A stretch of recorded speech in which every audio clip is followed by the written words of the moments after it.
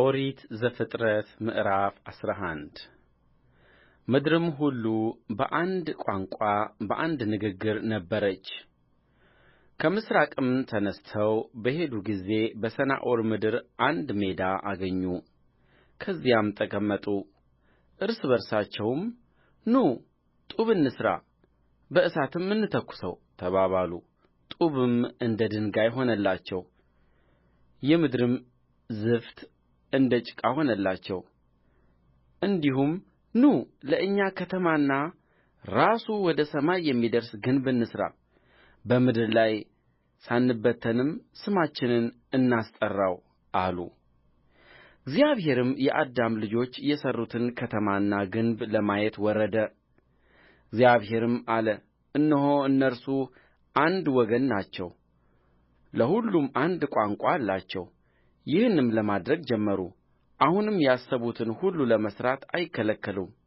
ኑ እንውረድ፣ አንዱ የአንዱን ነገር እንዳይሰማው ቋንቋቸውን በዚያ እንደባልቀው።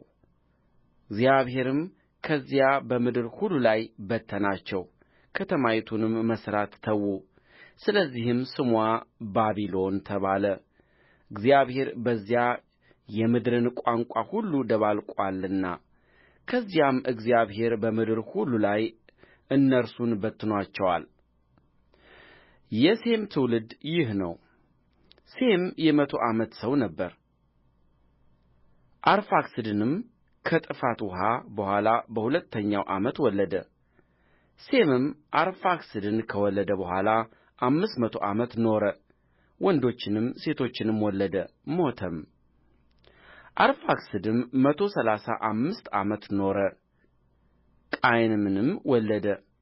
አርፋክስድም ቃይንምን ከወለደ በኋላ 400 ዓመት ኖረ፣ ወንዶችንም ሴቶችንም ወለደ፣ ሞተም። ቃይንምም 130 ዓመት ኖረ፣ ሳላንም ወለደ። ቃይንምም ሳላን ከወለደ በኋላ 330 ዓመት ኖረ፣ ወንዶችንም ሴቶችንም ወለደ፣ ሞተም። ሳላም 130 ዓመት ኖረ፣ ዔቦርንም ወለደ። ሳላም ዔቦርን ከወለደ በኋላ 330 ዓመት ኖረ፣ ወንዶችንም ሴቶችንም ወለደ፣ ሞተም።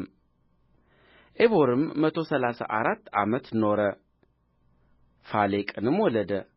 ዔቦርም ፋሌቅን ከወለደ በኋላ 430 ዓመት ኖረ፣ ወንዶችንም ሴቶችንም ወለደ፣ ሞተም። ፋሌቅም 130 ዓመት ኖረ፣ ራግውንም ወለደ። ራግውንም ከወለደ በኋላ ፋሌቅ 209 ዓመት ኖረ፣ ወንዶችንም ሴቶችንም ወለደ፣ ሞተም። ራግውም 132 ዓመት ኖረ፣ ሴሮሕን ወለደ።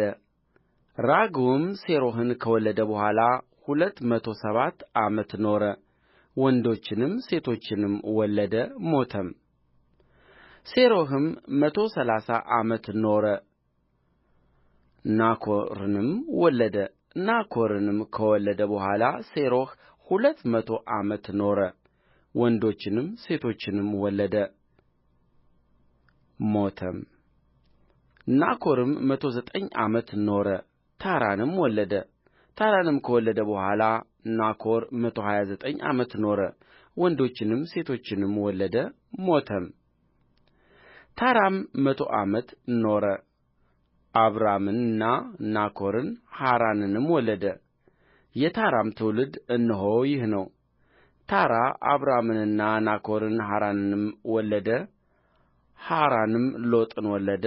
ሐራንም በተወለደበት አገር በከለዳውያን ዑር በአባቱ በታራ ፊት ሞተ። አብራምና ናኮርም ሚስቶቹን አገቡ። የአብራም ሚስት ስምዋ ሦራ ነው። የናኮር ሚስት የሐራን ልጅ ሚልካ ናት። ሐራንም የሚልካና የዮስካ አባት ነው።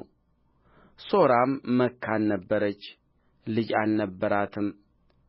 ታራም ልጁን አብራምንና የልጅ ልጁን የሐራንን ልጅ ሎጥን የልጁንም የአብራምን ሚስት ምራቱን ሦራን ወሰደ ከእርሱም ጋር ወደ ከነዓን ምድር ይሄዱ ዘንድ ከከለዳውያን ዑር ወጡ ወደ ካራንም መጡ ከዚያም ተቀመጡ የታራም ዕድሜ 205 ዓመት ሆነ ታራም በካራን ሞተ